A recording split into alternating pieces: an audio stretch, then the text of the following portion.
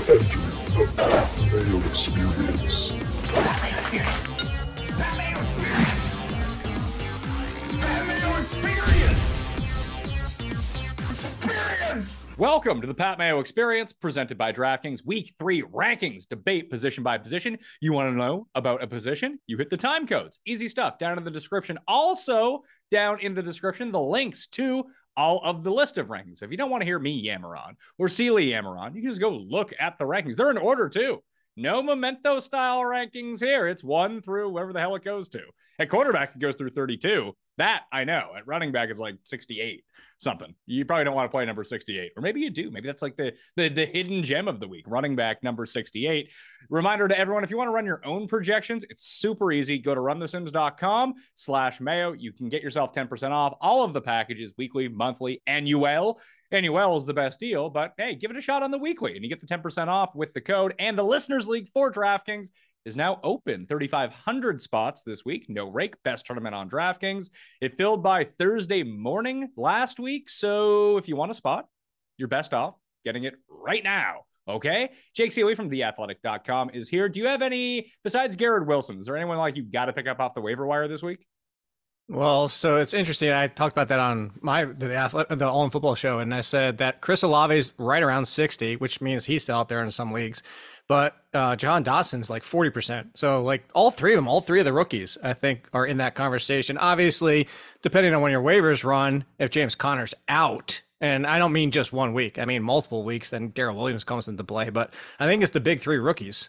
Would you rather pick up Dotson or Curtis Samuel? I know Samuel's like, he's just above the threshold, but he is available in some leagues. And I go back and forth with it. I go back and forth with the fact that, like, look, Carson Wentz isn't going to attempt 40-plus passes every single game. No. We'll get to Wentz here in a second, but here's the Wentz corollary to everything. I put it out on Twitter, talked about it in the waiver show on Monday. Go check that out when I break it down. But this is mainly for DraftKings purposes, but I think it might work for your season-long team as well. You know how you can, like, stack up a quarterback, tight end, and, like, bring someone back the other way? Yeah. You play Carson Wentz in the opposing defense and just get points bonanza. Of course. I saw you tagged Barons and me on that tweet yesterday when you're like, or 2 days ago now, when you were talking about picking up the Eagles defense, and I saw that. But have you not seen Carson Wentz and how the Eagles defense, and like, just, we talk about this every single year. The turnovers are what you want for the potential there. So look, I just said, like, there will be days where Carson Wentz doesn't throw 2 picks and maybe he only attempts 30 passes. The point I'm getting to here is there will be days where all 3 of them don't hit. Actually, Terry McLaurin was the worst one because he didn't score a touchdown last week, but I'd still go McLaurin. I give the slight lean to Dotson over Samuel, but I think it's super close only because Dotson's out there more and Dotson runs the 2 wide if they ever only go 2 and not 3, although they're near the top of the league in 11 set. So that's what it comes down to. But I'd want both. I'd want to find a way for both of them. It's just like the people out there, like, Garrett Wilson, who do I drop? And I'm like, you know what? Drop the Tyler Lockett's and the Robbie Andersons and those of the world. Go for the upside, as you always say. Yeah, if you're not playing the guys that you're considering dropping, like, there's a reason that you're not playing them. They're not going to crack it. Now, if you end up with an injury, maybe you want the higher floor type player. But if it's for a bench spot, take the guy with the highest possible upside who might supplant and usurp your wide receiver 2 by the end of the year. Like, that's what you're shooting for with your bench. That's what I got in a discussion. Somebody was like, why do you have Jacoby Myers further down the wide receiver list when you said he's a wide receiver 3? I said, because that's all he ever is. He's a wide receiver 3. If you need somebody to start, if you have a lot of injuries or something went haywire and you need to drop somebody, you put Jacoby Myers as your wide receiver 3 and half a full point PPR and you're happy. But the difference is, because I compared him to Robbie Anderson and DJ Chark, they're the 2s. It's actually been 1 good week and 1 bad week for both of them. But in a world, there could be they could continue to progress in both teams and maybe they turn into top 25. Robbie Anderson has been top 25. DJ Chark has been top 25. You know what Jacoby Myers has never been? Top 25. It's funny, over those 2 guys, I would actually rather have Myers than those 2 scrubs. In full PPR. In any standard leagues, I'd rather have No, Myers. Because what you just said, if they're on my bench. But I don't want them, but you pick 2 guys that I absolutely do not want. Oh, okay. So, but you understand the point. I mean, completely get what you're saying. No, I just wanted to give you shit on that one. Like, I'd stash Joshua Palmer before Jacoby Myers. Yeah, if it's for stash purposes only, yeah. Yes. But the thing with Myers is, depending on how big your league is, like, you're gonna play him probably. That's what, yeah, exactly. So that's the differentiator there is if you need to start him, then yeah, sure, Myers is fun. But for your point, if it's purely bench and you never played him and never will, just go for the upside guy. Let's go to the running back rankings for week number 3. Jonathan Taylor, Christian McCaffrey, Saquon Barkley, Austin Eckler, DeAndre Swift at number 5.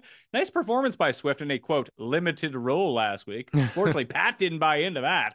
Leonard Fournette, Joe Mixon, Derrick Henry, Najee Harris, and Tony Gibson coming in at number 10. I don't think that Brian Robinson's going to be back this week. There's no James Conner in these rankings as of right now. He still could play, I guess. I just don't envision that happening.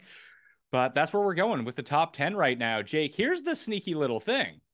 Why are all the running backs bad? All of them. I don't know if they're all bad, but all there's bad, a lot. Except for Nick Chubb when he scores 3 touchdowns. I mean, even Nick Chubb is fine. Like, I would actually feel better about Nick Chubb than Dalvin Cook at this point.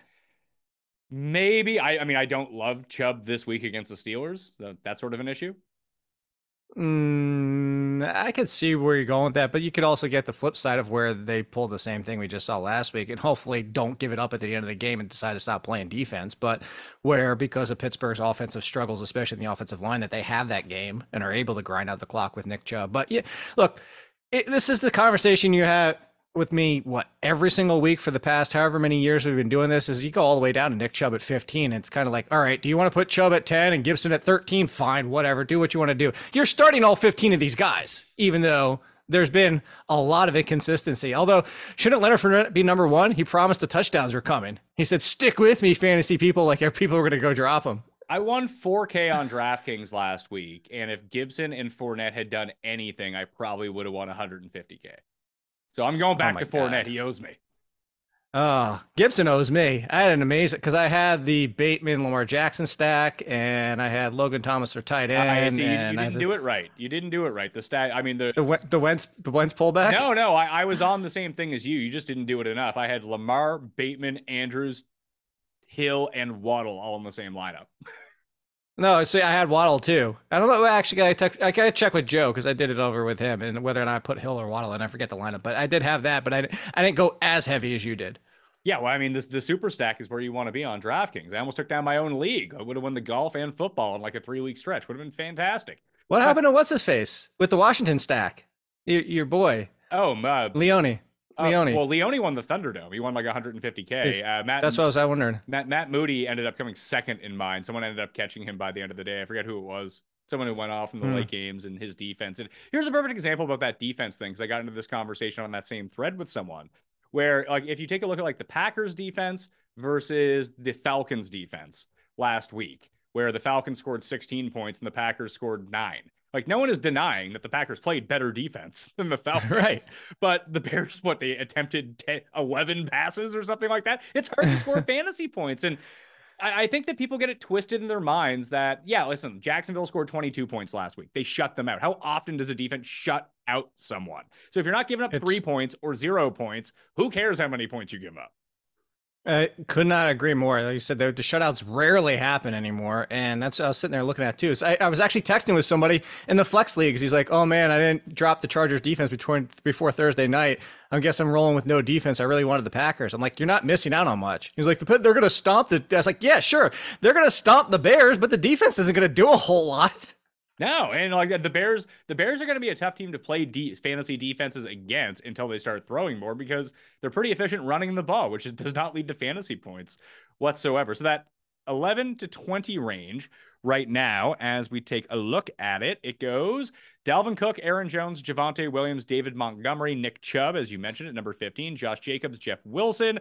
Tyrion David Price has a high ankle sprain. He's out. So now we're up to, who's the other loser that they have? Jordan Mason. And don't forget, return of the Mac. He's back. Marlon Mack signed with them? Yeah, they signed him off the practice squad. And so I can see him being elevated this week. Just everybody's going to go bananas on waivers. Clyde Edwards-Helaire at 18, AJ Hot Fire Dylon, 5 best running backs of all time, Hot Fire Dylon, and then Michael Carter at number 20. It's kind of crazy to think that Michael Carter, despite like bringing in Breece Hall scoring touchdowns, that Michael Carter just continues to be the better fantasy running back. It does. I'm worried that this is going to start pivoting, though. That's the only concern. Like, I don't disagree that Michael Carter's been great, and you know how I feel about Michael Carter. But the usage in that game started to feel like it's going to be slow. I don't think it's going to happen 1 week and all of a sudden we're going to see a 70-30 split. And I don't even think it ever gets to 70-30. I think it might just be 65-35, 60-40 at best. But in that second game, we've already seen it starting to push a little bit back towards, or not, I guess back is what I've had happen at one point, starting to now push towards Breece Hall a little bit. Yeah, listen, Breece Hall, you could potentially play both of them. I think the biggest thing with Michael Carter is that when they need to pass, which the Jets love to do with Joe Flacco, Carter's the one out there. I know that Hall had the receiving touchdown, but just look at the routes run and the targets disparity between Carter and Hall, and it just very much leans Carter. Oh, yeah, definitely. And then you're facing the Bengals, which you would assume can get their offense. And I know that offensive line was supposed to be. Remember La'el Collins promising that he had a new protector in town and nothing was going to happen? No. I mean, I will refer everyone to my AFC win total show as we went over the Bengals and like just the assumptions that we make about free agent signings and one improved unit over another unit. Just my entire case for the Bengals under this year. It's like, well, why don't they sign these guys? That's great. Do we think that their offensive line is actually any better? It's like, how do we know that? We don't. It's not like they went out and got Trent Williams. No, but I will say this, and I said this on my show today, Pat. It's like the same thing with everybody coming for Nathaniel Hackett, and for good reason. Nathaniel Hackett's looked awful through the first 2 weeks. Called a timeout because they didn't have somebody back to return the punt. This is new regimes, new offensive lines. Both those things take some time. The Bengals potentially having a capable offensive line by week 5 as they continue to gel would not shock me. It looks gross so far. But the Giants were in the same situation, and theirs is gelled already. It took, like, week 1, if everybody remembers, out of the gate against the Titans, that first half, Giants' offensive line looked abysmal, and they've started to progress together. Give the Bengals some time before we completely write them off for dead. I'm not saying your under bet is wrong. I'm saying, like, as in people panicking about Joe Burrow and Mixon and this offense. Similar to, I'm not panicking about Russell Wilson and that offense. New quarterback on a new team and a new regime. These things don't always happen overnight. And not everybody's Sean McVay. Some people need a few weeks. I have Eckler at number 4 in the rankings right now. That's assuming that Justin Herbert is going to play. So just keep an eye on that one, although I think he'd still be a top 10 option, probably number 6 or something like that. Should Chase Daniel have to go for them. Are you worried about Derrick Henry at all?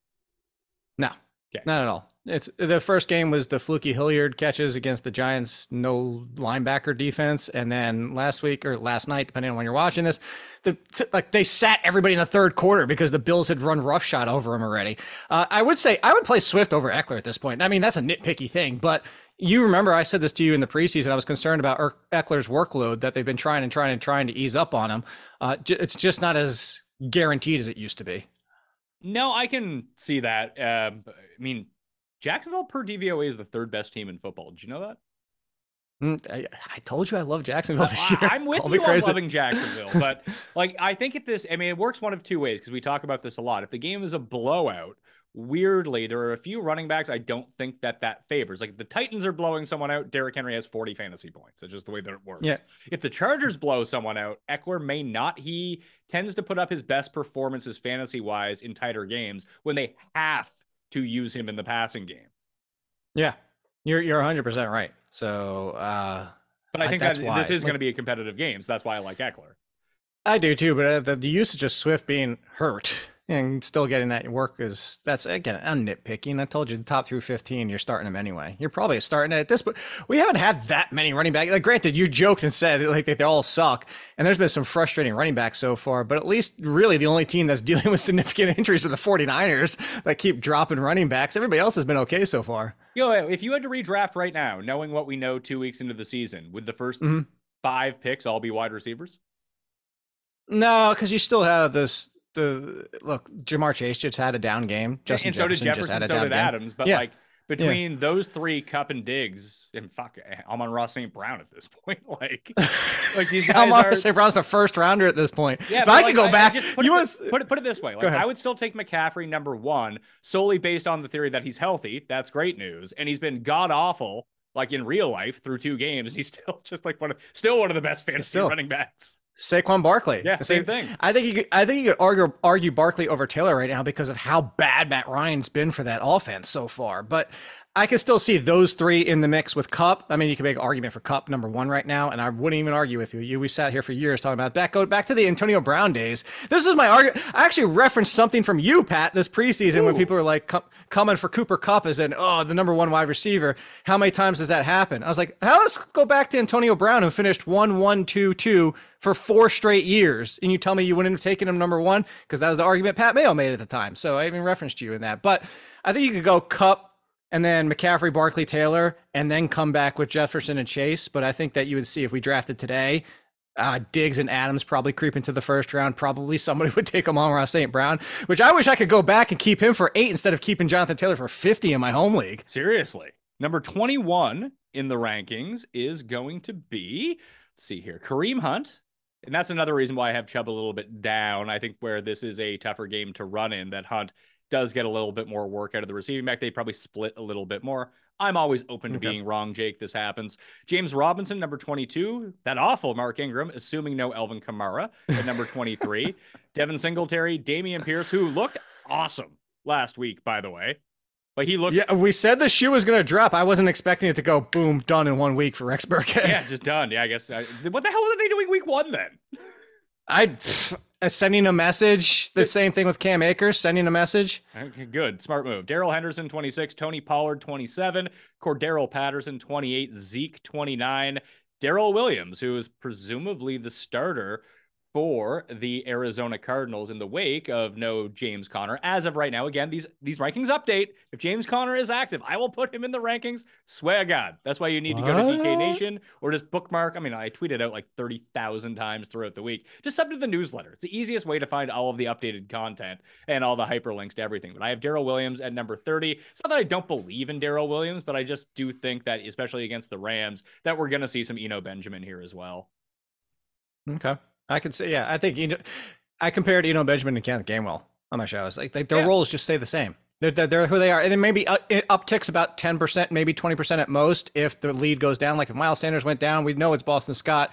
Kenneth Gainwell might see a little bit more. Same situation here. Eno Benjamin probably sees a little bit more, but they are who they are in their role. It might just expand a little bit. They're not going to take the full lead role. I'm going to let you finish because I do have one I want to come back on. All right, yeah. So just to kind of run through the rest of them up here right now, 31 through 40, Etienne, Edmonds, Sanders, Damian Harris, who's dealing with an injury, but he says he's fine, so monitor that status. Sideshow, Raheem Colonel Mostert, who was running downhill against the Ravens. It was quite a sight to see, but I don't know how that usage is going to go week to week with all of them. Benjamin, Melvin Gordon, Ramondre Stevenson, Breece Hall, and Kenyon Drake. I'm going to guess you think that Breece Hall should be a lot higher. No, I mean, I do think Breece Hall should be closer to Michael Carter, but the one I was going to mention. So yes, actually, to answer your question, yes, that's not the person I was going to bring up. The one I was going to bring up is I think that Darrell Henderson and Cam Akers should be a lot closer. Here's the thing. Cam Akers, more touches, more rushing opportunities. Darrell Henderson was seeing the passing game work. He got that touchdown at the goal line after they called the timeout when Cam Akers was originally on the field for that play.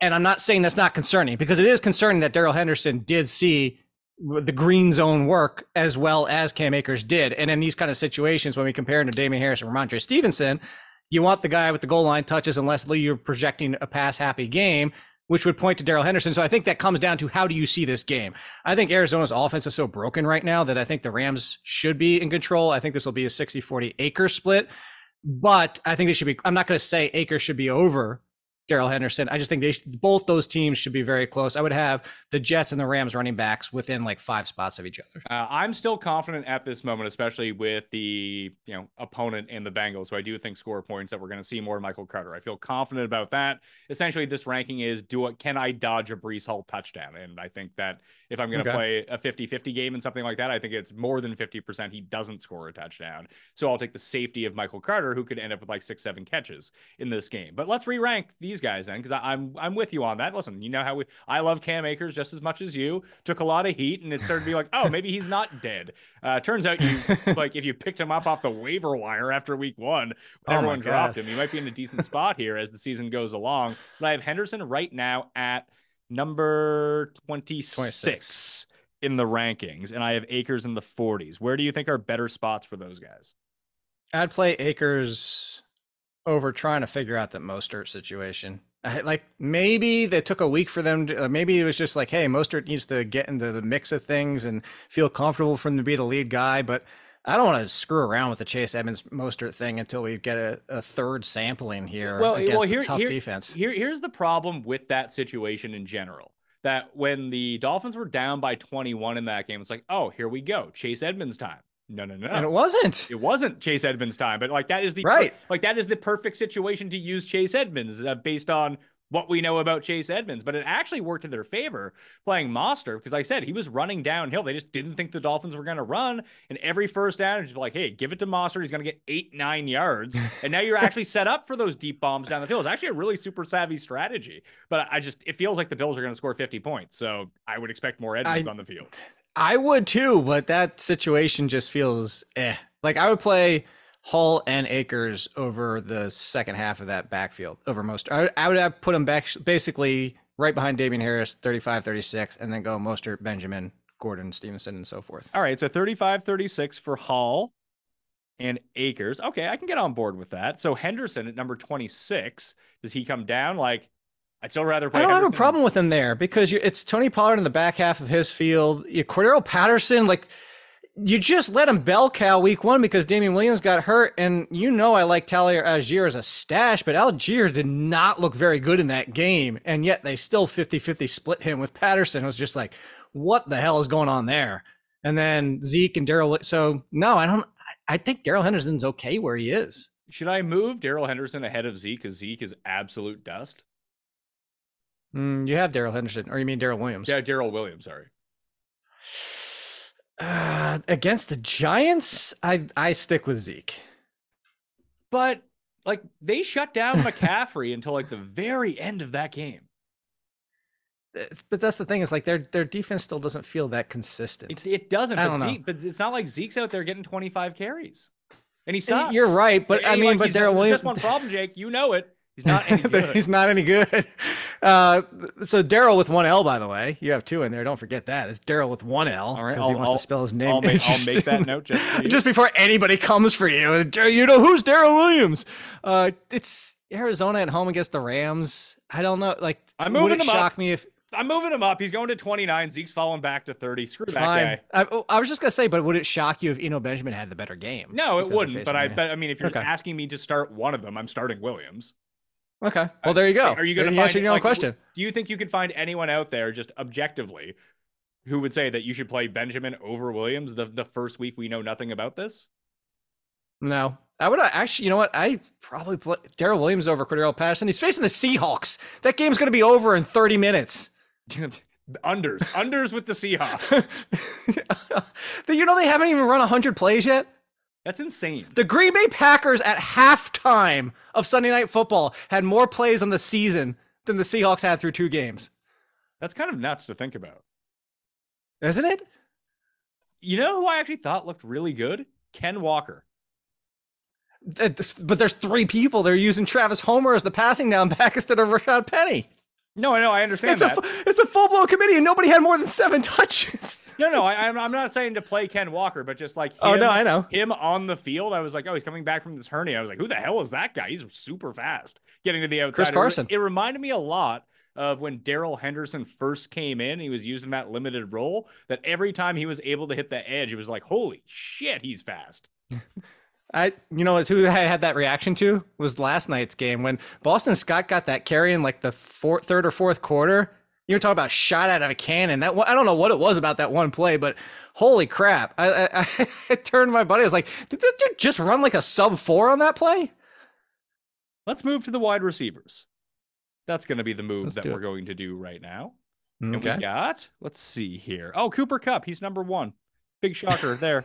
It's all the guys we just kind of mentioned earlier. Justin Jefferson, Steph Diggs, Tyreek Hill, Devontae Adams, 1, 2, 3, 4, 5. Then we're into Jamar Chase, Amon-Ra St. Brown, Jalen Waddle, A.J. Brown, Deebo Samuel, and that goes into Michael Pittman at number 11 if he plays. Obviously, right. Big shocker here, Jake. I'm not going to play him if he doesn't play.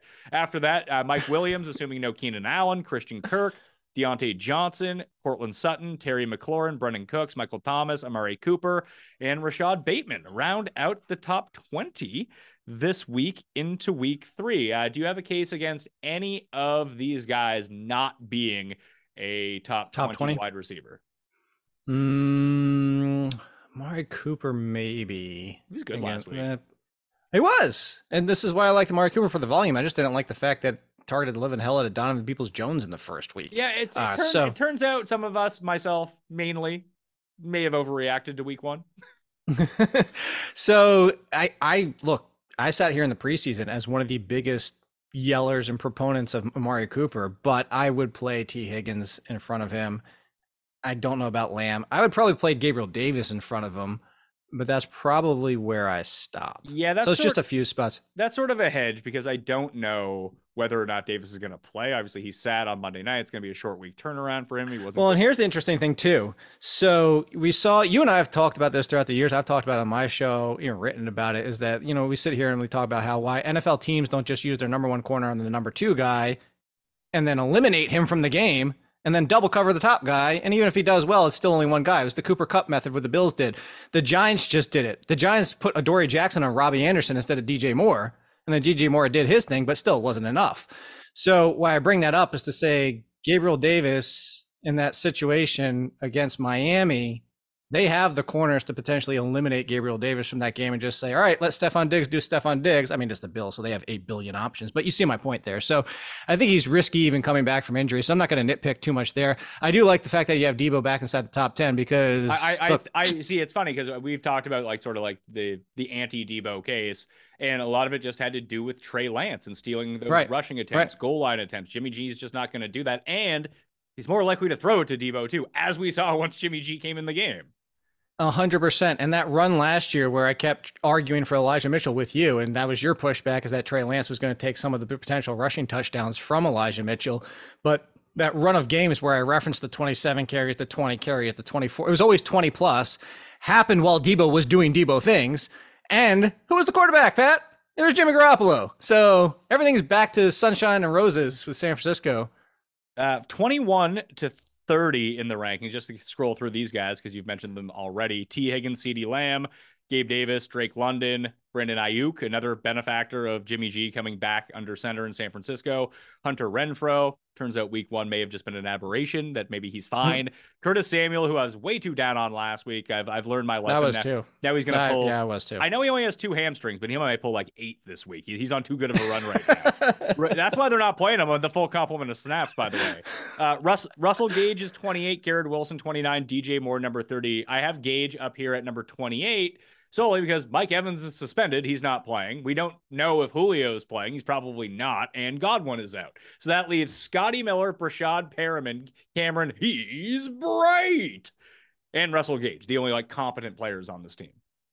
Well, and last week, I had Gage in the 30s, and Gage, the process was right, and the result was half right. He had the targets. He had the receptions. Just the yards sucked ass. So I'm with you. I would go back to Gage. I think that Gage is still in the 30s, even if Julio plays, where Julio would be kind of in those 20s. I agree with you. I've been wrong on Curtis Samuel. I had him as the 3rd best for last week, thinking that, again, he's running the fewest of the 3. Still plenty. But my question here for you, because I want to get you prepared. And I know you're good friends with Tim. So why do you hate Garrett Wilson? I mean, listen, what's he going to do every single week? Maybe if the Jets, do end up passing 45 times a game, there's enough there for him. But let's not pretend. Maybe he is the most talented of all of the receivers. But let's not act like Elijah Moore, who went MIA the past 2 weeks, isn't going to be involved. Let's not pretend like Corey Davis isn't going to be involved. They're throwing to Michael Carter a ton out of the backfield, and Tyler Conklin's getting 8 targets a game right now. There's only so much that can go around that if you're not scoring 2 touchdowns, it might be a problem. I feel like there is a desire to overrank him this week based on the performance he had in a tougher matchup last week, but it's not that I'm not buying it. It's just I don't want to get too hyped too quickly. I could not agree more. I am buying Elijah Moore everywhere I can. The amount of people asking if they should drop him in my waiver column this week, Pat, was shocking. That's why I even tweeted about it. It's when I see that many people asking the same question, there was a lot of, do I drop him and do I drop DK Metcalf? For reference, 91% route run for Elijah Moore. For comparison, Garrett Wilson, 65%. Corey Davis, 72%. Not that Garrett Wilson isn't going to pass Corey Davis. Corey Davis doesn't even have a relevant game if the Browns didn't fall asleep on that one play. But all that being said, and I drew the comparison of people being worried about Kyle Pitts. Kyle Pitts is running 81% snaps. It's going to change for Garrett Wilson, but he's clearly the third. Are you saying that Kyle Pitts might end up seeing more targets in the future when Drake London stops seeing a 50% team target share? I know it's shocking. But yes, it is true, Pat. I mean, I think I have Drake London at, where the hell do I have him here? Number 24? Yeah, 24. He's good, by the way. He is really. I told you he's best in class. Love him. I mean, Mariota stinks as a quarterback. Remember, Pat? Remember Rashard Matthews? Wide receiver 18 that year. Oh my God, man. Atlanta's been winning me so much money, although they're 0-2. Like, they're not bad at all. Like, they could be 2-0. No, you said they that could have from won day that one. Rams game. Now, granted, they were down by a ton. They should have won week 1. Like, I mean, we're going to get to the spread show on Wednesday morning, but like Atlanta +2 against Seattle is easily my best bet. Oh, they're +2? Yeah, they're underdogs against Seattle. Wow.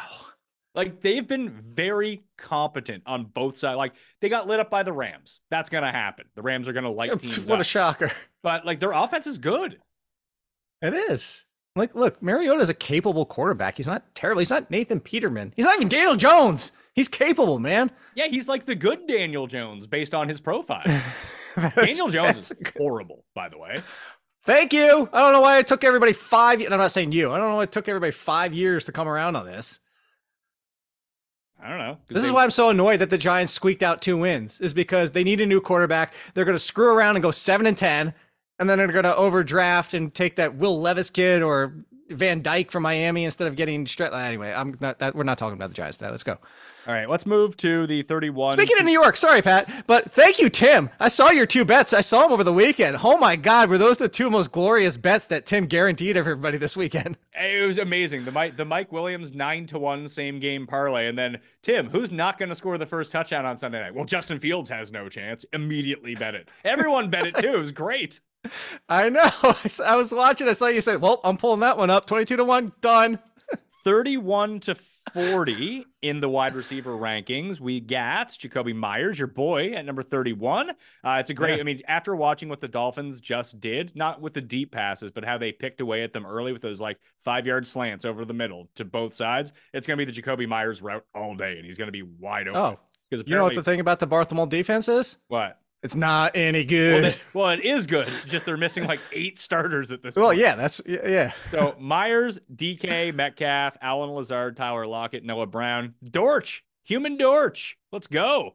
Rashad Perriman, Jerry Jeudy, who I expect to play with this rib injury. We'll see. We'll see how that goes because they were using creative players at wide receiver after a while, and Hall of Fame quarterback Kendall Hinton was out there. That was great. Hollywood Brown and Jahad Dotson. That's followed by Devonta Smith, Juju, Jarvis Landry, Josh Palmer, the corpse of Adam Thielen, Isaiah McKenzie, Sterling Shepard, who's actually been really good, at least in terms of volume. Allen Robinson, Elijah Moore, Traylon Burks, and then you got like Zacchaeus, Julio Jones.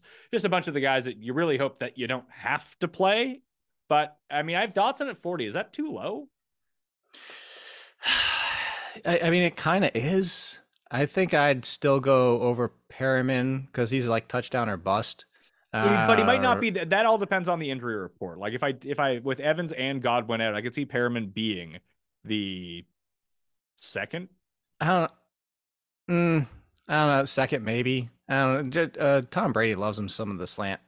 So yeah, but Scotty Miller only tries to catch passes with one hand every time. And he drops. He still goes to Scotty Miller way too many times, though. He loves going to him. It's like he has a bet with someone that he can make every catch with one arm tied behind his back. Well, so Dotson, I think I still play over Lockett too. Just because it could be a DK Metcalf week. It could be the fact you just talked about. Atlanta wins, take the under. That game's going to be grinded out in 3 hours and not 4. So I would play him over. Is it so much that Dotson's underranked at 40 or Lockett is overranked at 34? Both. Okay. Why not both? So Lockett, what's a better spot for Lockett in these rankings then, do you think? I'd play him. I would slide him all the way down by like the Landry Thielen territory. I'd still play him over Thielen. Would you play Jarvis Landry or would you play Tyler Lockett? Lockett barely. All right, so one spot behind Juju, one spot ahead of Jarvis Landry. And I'd move Devonta Smith up. I don't know about that. For the matchup, yeah. I feel like that's going to be the upside of AJ Brown, it almost feels like it's a lot like the Trey Lance thing where Hurts is going to run so much. And it seems like Goddard's just penciled into whatever the hell he gets every single week. That you're going to have games where they both play really well, but it feels like only one of them. That's why I think this could be one of them. I feel like in this game, with the Eagles in every game, that only one of them is going to go off. And Devonta Smith doesn't really ever go off. He just has a good game like he had on Monday night where AJ Brown can go off and win you a week. Sure. And so that's interesting that, Marquise Brown very close to him too, because everybody panicked after week 1. I was like, Marquise Brown that's what they are. Devonta Smith this is what they do. They're going to leave you hanging some weeks. Obviously, if Michael Gallup plays, you're going to slide down Noah Brown, or do you think Noah Brown stays the number 2 until? No, I actually have Gallup in the rankings. I believe he's just way down in the rankings because all the reports came out and said that hey, he might be active this week. We still don't know that for a fact. And when he comes back, he's definitely not playing a ton. That's true too. So who else? Like Allen Robinson, and it's still the target share is not there yet. Elijah Moore, we just talked him up, and you have him way down. I mean, I have him way down. I mean, I only had Wilson at 30. Yeah, but I would play Elijah Moore over Thielen. Thielen didn't get anything until garbage time last night. Yeah, that was kind of crazy, right? So I'm gonna move Dotson up to one spot behind Greg Dortch. I love Greg Dortch, and that's assuming Rondell Moore misses the week again. I think Rondell Moore could have got pipped, man. I don't know that Dortch isn't necessarily the number 2 until Hopkins gets back. Well, I mean, Rondell Moore's not running the routes that Dortch is running. Right. Dortch is basically taking AJ Green's job. Although Green ended up with the touchdown at the end of the game, he's still out there. But Rondell Moore is just there. I feel like Rondell Moore is more of a threat to Eno Benjamin than anyone else. True. And that's what I meant. I meant pipped as in the number 2 target share. I don't think Rondell Moore is getting there now. How available is DeAndre Hopkins? In leagues? Yeah. 20% available? I would actually estimate a little bit higher because you got to remember if we go off Yahoo, which a lot of people leave as the default settings for 2 wide receivers, and then you can't plug them in your IR. No, you win. Price is right. Although you technically went over, so he's 16% available. Yeah, he should be 84% owned. He should be 0% available. 100%. That's crazy. That's pure craziness. What are people doing? It is. And on Yahoo, it's funny that's on Yahoo because Yahoo actually has bigger benches. It's not like ESPN where you have 2 bench spots. That's what I say is a lot of people talk about the Yahoo and ESPN difference, and it's they usually overlap pretty well because where ESPN's default is now 3 wide receiver, Yahoo is 2, but Yahoo has the bigger benches, which offsets the 3 starting wide receivers, so it kind of balances out. So where would you drop Thielen to? Waivers. I'd play Julio over him. Oh my God, really? Yes. I know Thielen has had that connection with Kirk Cousins for the watch. Now he's going to score 2 touchdowns this week, and everybody's going to laugh at me. Would you play Olave or would you play Thielen? Now, here's the thing with Olave. Don't think he's going to have 365 air yards ever again. If you watch that game, they were pretty bullshit air yards. It was Jameis being like, I don't know what to do. I'm going to throw it deep. Oh yeah, it was legitimately just heave it up to wherever Olave is. Here's the difference. Olave, unlike Garrett Wilson, is out there more than the other option. He's been out and running routes and seeing more than Jarvis Landry. He's already in front of him, unlike Garrett Wilson being number 3. That being said, at the same time, the Carolina matchup isn't great for their secondary. So I don't have a problem with Olave's rank. All right, so I'll keep Olave at number 54. I'll move I guess I would bump him up to number 53. That will put Thielen at number 50. Speaking of which, air yards, you want to hear something crazy? Just how they don't, as you can get overblown because of what you just said. Do you know who averaged the highest? It was 1 spot in front of Olave, the most air yards per target in week 1 or week 2? Olave was 2 at 24 something. 20. This person had 25 something. Who just ran go routes the entire time? He's a rookie. Rookie. Oh, Traylon Burks? His quarterback's throwing 5 touchdowns in a game. Now I'm trying to think. Is it that Creek guy on Miami? No, George Pickens. Oh, really? Yep. Interesting. The highest air yards per target in week 2. Do you think that we see Pickett after this Thursday night game? I think we do. I think we're getting close. I know that Tomlin originally said Trubisky's the starter for 2022. Yeah, he's not. He's fucking terrible. That was definitively coach speaking, trying to prop up the guy starting. Yeah, I'm with you. I could easily see the switch coming. Tight end rankings for... You drafted the guy in the first round. What are you waiting for at this point? I listen, I'm with you. They probably should have just had I was so pumped to see. And I'm not a huge Kenny Pickett guy. And what the hell are you waiting for? Tight end rankings for week number 3. That's the week that it is. Kelsey, Andrews, Waller, Ertz, Kittle, who I expect to be back. He was a game time decision last week. He should be back this week. Higbee, who has the second highest team target share of any tight end in the league. Drop down Pitts. Like, it's hard to trust Pitts. I'm not panicked about Pitts, but I think we have to live with the reality of what we're dealing with right now. He's still a start. Obviously, you probably have no other better tight end if you have him. So number 7, Hawkinson, number 8, Dallas Goedert, number 9. Pat Freiermuth is actually 3rd in terms of total team target share of any tight ends. Not that that means much when your quarterback is the absolute worst, but here's where we're at with Pat Freiermuth. And then you have... who do we have after this? Hayden Hurst, Logan Thomas, Evan Ingram, Tyler Conklin, Juwan Johnson, Gerald Everett. Basically, my entire pickup list at tight end off the waiver wire this week, 11 through 16. Knox, Gesicki, Tunyon, Isaiah Likely. My grandson, Kyle Granson, and Irv Smith are 21 and 22. I don't mind them as much, but like you're just playing with a touchdown with all these guys. And when you get to that like Hayden Hurst area, I actually think as long as CJ Uzomah is out, Tyler Conklin is like a very respectable 10-point PPR. I still play Jared Everett over him though. I just think that Parham's going to be back. And like that will, okay. I mean, you can say as much as you want about that not putting a dent into him, but it will. Oh, it will, 100%. That's where it comes down to is Everett if there's no Parham. I would actually play Everett all the way up by Goddard if there's no Parham again. I just want to bring up the fact, Pat, you hate him. Yeah, Evan Ingram almost made your top 12. I know. I mean, if people checked it out, I put out the tweet thread about like different tight end stats that were coming out and just... there's like 3 loser tight ends who are inside the top 10 of 17.6% team target share. Yeah, it's not even that. It's like the number of routes that they're running per drop back. It's Juwan Johnson, Evan Ingram, and there's another like absolute scrub tight end who's up there. And it's like, well, they're running routes like that. That's good for fantasy. Conklin's in front of him. Conklin, that's who it is. Yeah. So Conklin's 6th in running routes right now for tight ends. That's insane. Schultz was number 1 before he got hurt. Yeah, so if people are wondering where Dalton, who's the backup for them? Like, is it worth picking up a Ferguson? But is it worth like picking up and playing, or just like nah?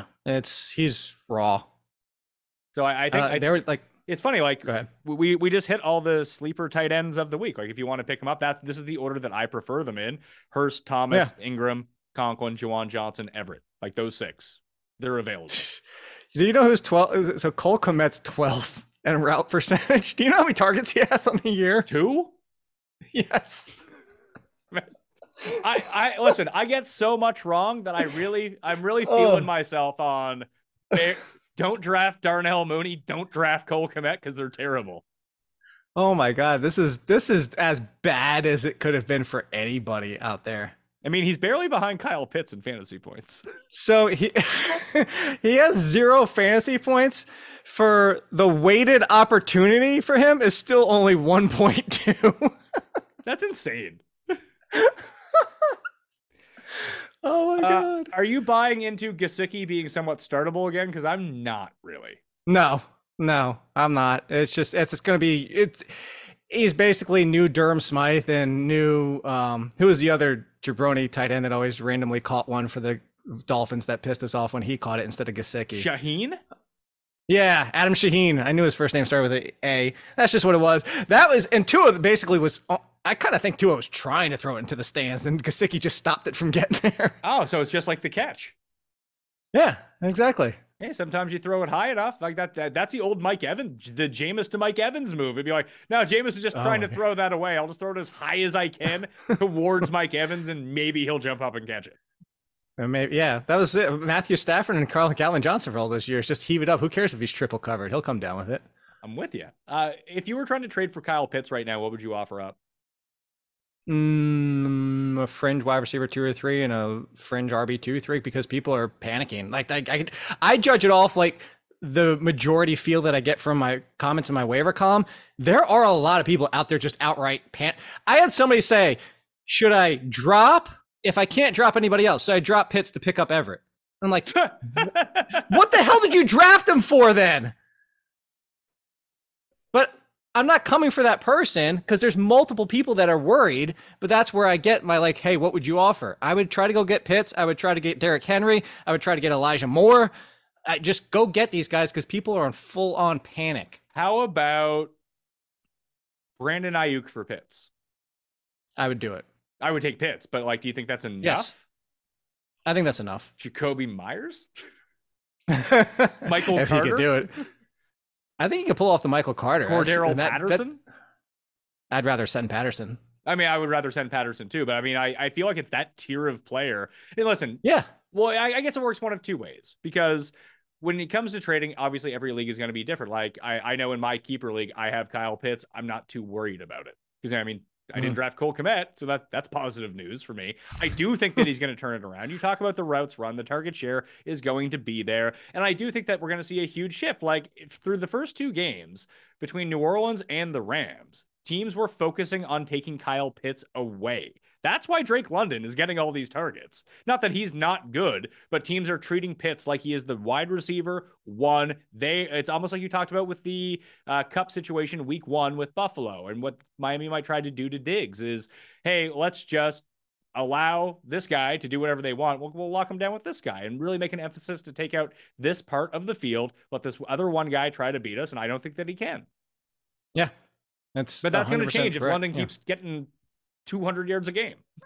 Exactly. And that was the offset concern of Kyle Pitts. It's just, you know what if he gets the number 1? But we said that about other wide receivers too. And that's where the parallel comes in because we should essentially be treating Kyle Pitts like a hybrid wide receiver. Yeah. So if you can get your like wide receiver 2, low end, high end 3, someone who just had a good try pick up Garrett Wilson. You know what this compares to? What's that? You know what this compares to? Remember my boy Travis Fulgham when he showed up for the Eagles that year and he was just going bananas and everybody's like, and I was one of the first people to say it. I was like, wait until people start treating him like the number 1 because it's going to go downhill.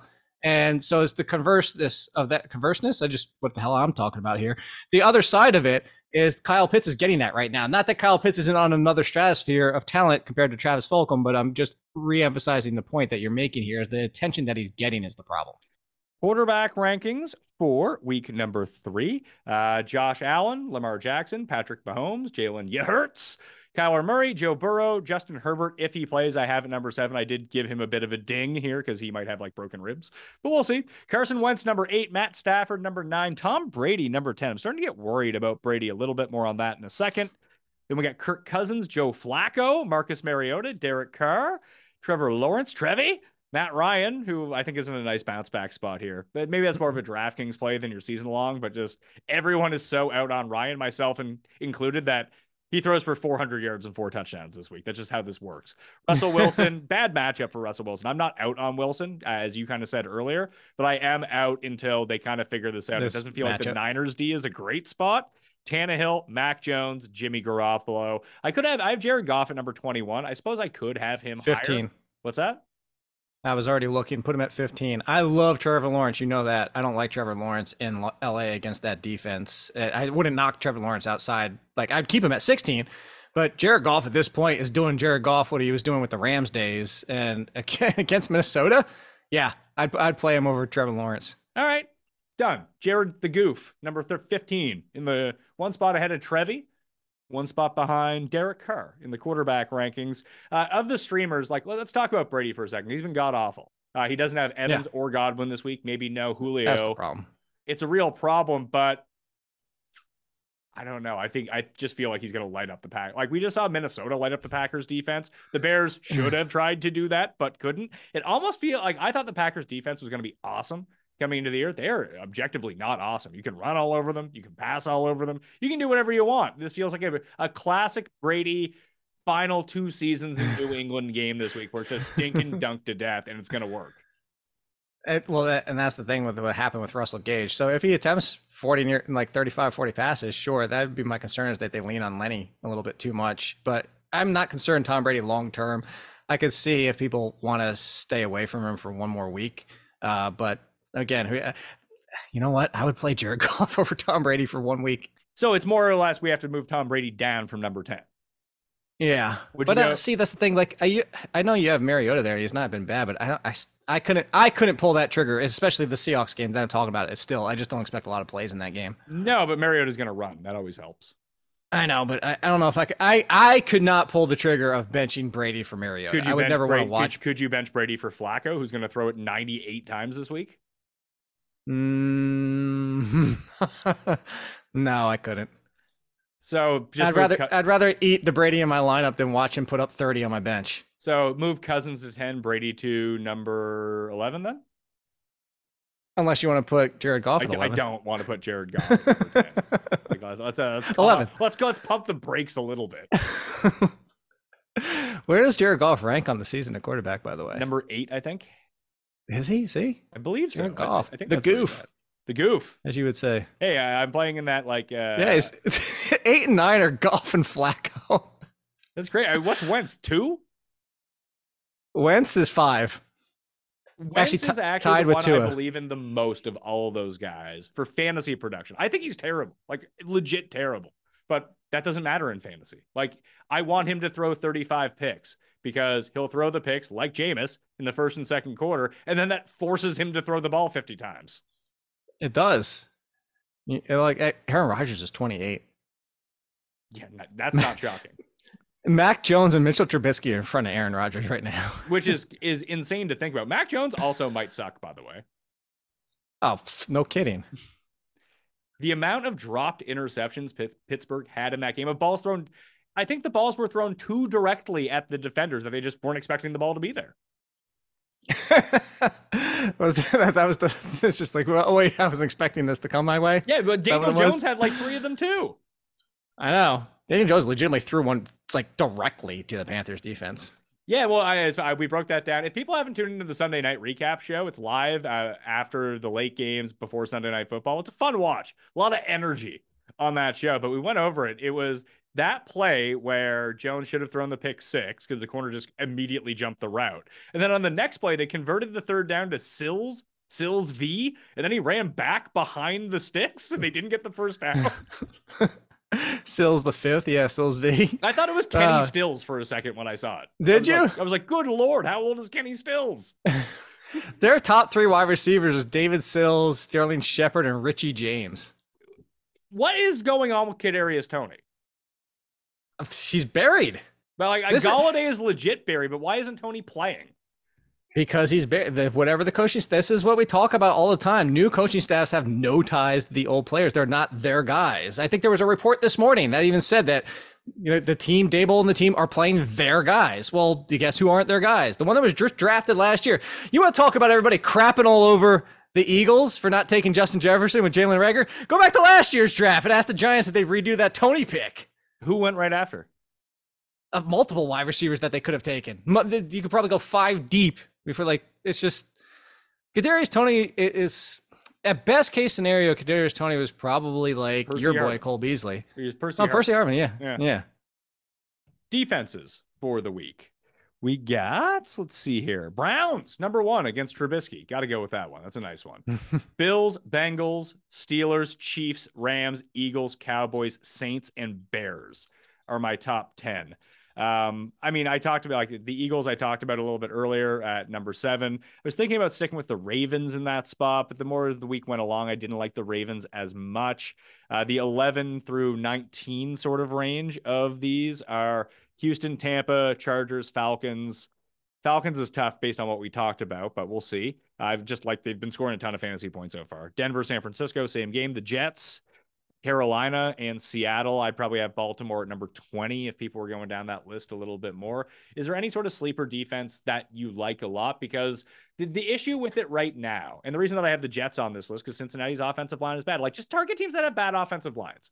That is, I mean, we try to overblow like good Yes. pass rush versus pass attempts, but just if a team has a bad offensive line, they can't block, they're going to get sacked, they're going to commit turnovers, the other team's going to score fantasy points. Let's make it that easy. The issue is only 2 weeks into the season, it's hard to get a good gauge on the numbers of who actually sucks on the offensive line. Like you can say Cincinnati sucks, right? That's what we've witnessed. They played, what was it, TJ Watt and Micah Parsons. Well, they're not playing anyone of that caliber this week with the Jets. No. So, yeah, you look at something like that. You have Dallas inside your top 10 against the Giants because of that.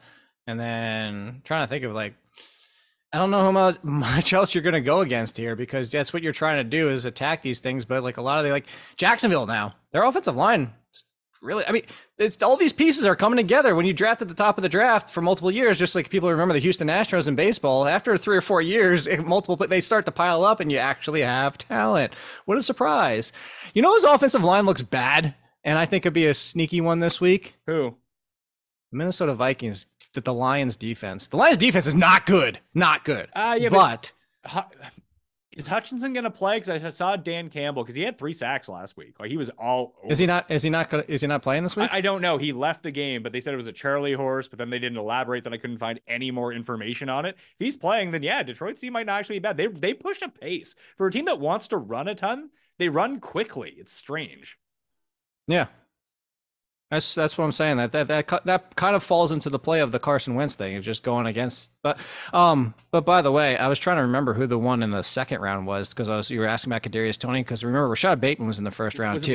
Elijah Moore was in the second round. Oh, and that Amon-Ra St. Brown guy, he was 4th or 3rd round that year. He went 60th because on Hard Knocks he listed all the guys that got drafted ahead of him.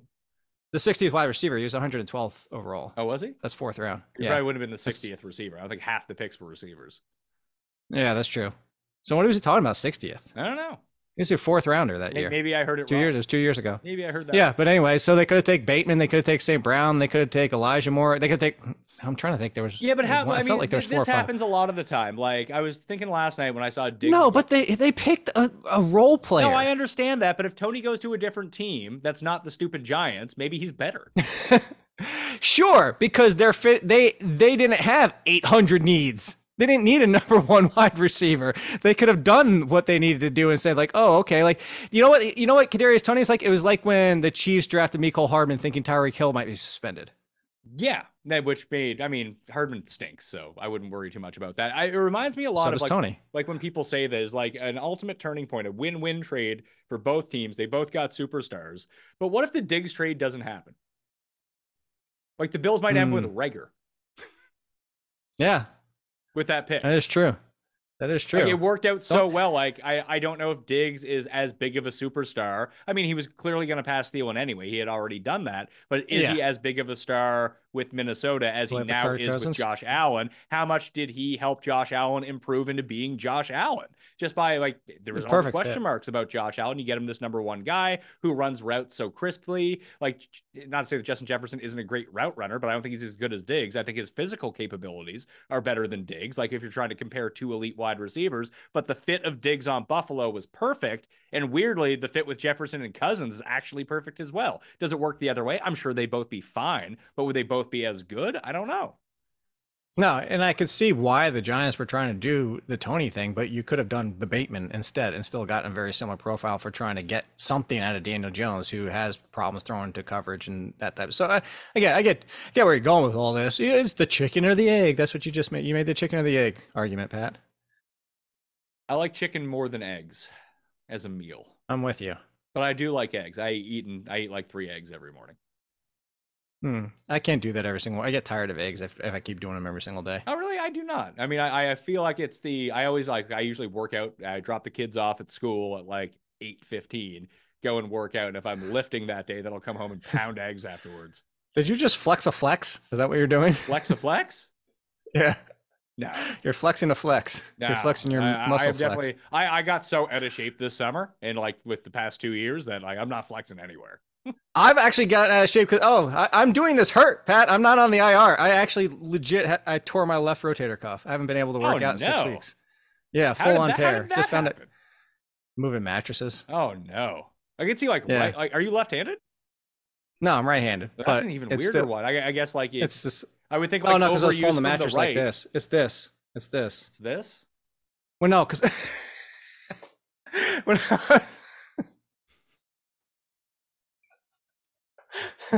anyway, I got a cortisone shot yesterday, so I'm on the mend. Yeah, I'm getting physical therapy too. Yeah, I can't run, so I'm still dealing with my calf tear. Two in 2 years. That's no fun. So yeah, I'm getting. Oh, look at us both with tears. We're just getting old. It's not fun. I know. We all laughed at Sammy Sosa when he sneezed and threw at his back, and it's not so funny when you get to that point. I have a bad back as well. I once threw out my back taking the clothes out of the dryer, and I fell into the dryer. That sucks. Yeah. Hey, at least you don't have 4 fractures like Jameis Winston. Hey, he's playing through. He's toughing it out.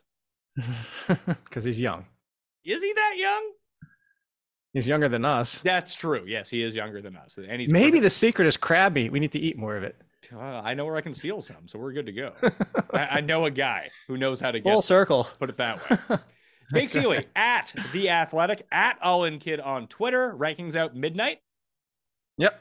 12:01 a.m. Eastern time on Wednesdays. Give people an athletic discount code. Just go to the rankings. Because you might get the $1 a month, but you might get like the $1 every 2 weeks or something like that. Sorry. Like, hopefully you get the good one. They're both good, but hopefully you get the better one. So the Athletics discount codes are randomized? Some of them. Fun. Depends on in your area. I like it. All right. I'm Pat Mayo. Follow me at ThePME. All the links are in the description. runthesims.com/Mayo. Get you that 10% off. The newsletter free link is down there as well. That's where I track my injury cheat sheet throughout the week. So if you're ever wondering who's hurt, I update that every morning, or if there is a significant injury, and that will determine how the rankings get impacted of who's in and who is out for that. A new one comes out on Tuesday evening, and it's the way to get your first look at the Spread Pick Show. The secret link is in there about 16 hours before the show actually comes out. So highly recommend that you go step to that completely free. Smash the like, step to the channel. On the way out, I'm Pat Mayo. I'll see you next time. Mayo Experience! Experience!